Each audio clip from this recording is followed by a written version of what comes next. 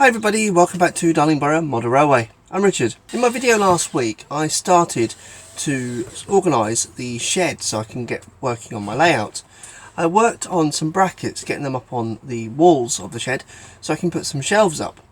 Today I'm going to be looking at how to sort out some actual shelves, because these are just bits of wood and it's no good. What I want to do is I want to focus on getting shelves that actually fit in the correct gaps and also make sure that they are not likely to fall off. Yeah.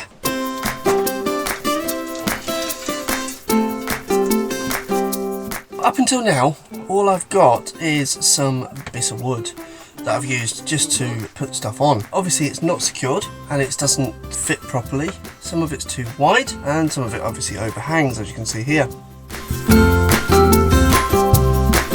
For the actual shelves themselves, I've created a bracket system that will hold them in place. Basically it's very simple. Bit of wood and a small L-shaped bracket catches these brackets, one on each side, and holds it in place.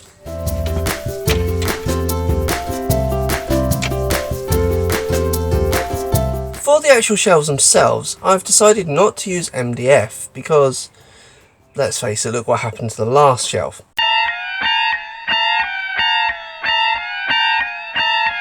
Instead, I've actually decided to use some laminate flooring. It's fairly sturdy and it's actually good for support. There's not a lot of give in them, and weather resistance obviously as well because it's designed for flooring. I know what you're thinking, it might be quite expensive. Being the frugal person that I am, I constantly pick up bits of laminate flooring from my local B&Q store on the offcuts section, and I think I've bought a load of it for about 20 pence maybe. So if you are thinking of using laminate flooring for shelving, have a look in the offcuts section of your local DIY store and you might bag yourself a bargain like I have. So I'm going to do some more for the rest of the shelves and for this side behind me, and then get the rest of the shelves up.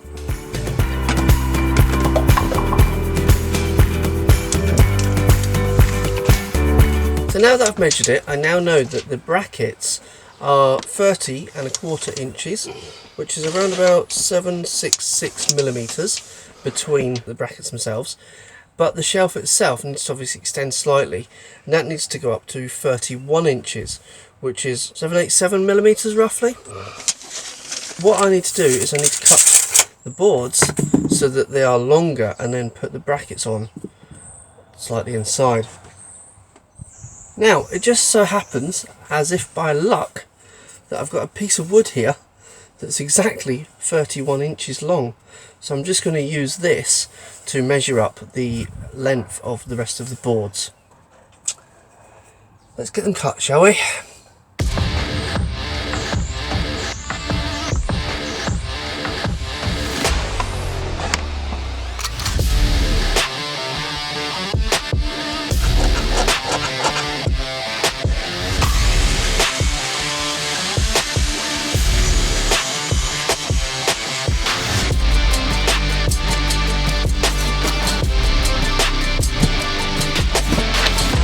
Once I had cut the shelves to length, I did a quick test fit just to make sure that it fits correctly.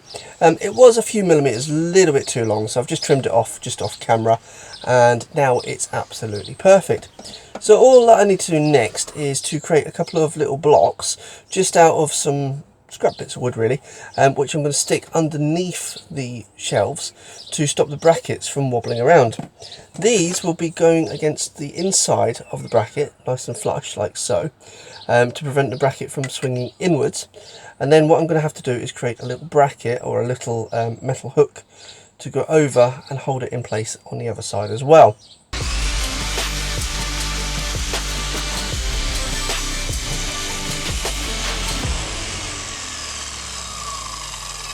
So first thing is I just needed to cut a few of these little stopper blocks, which I did, as I say, using some scrap wood. To make things a little bit easier, I had three bits of wood that were the same size. I just stacked them on top of each other and I cut them using a stop block.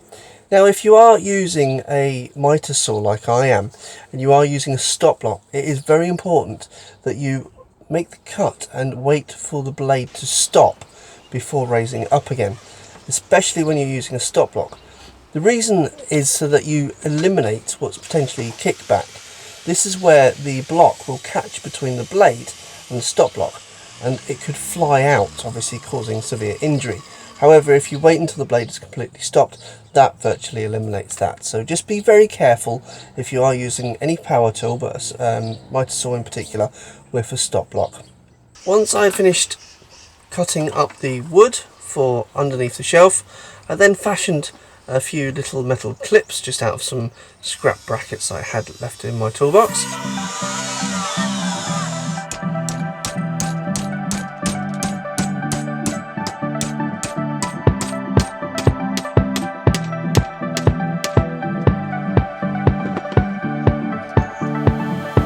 And the idea is that these will then function and work together to hold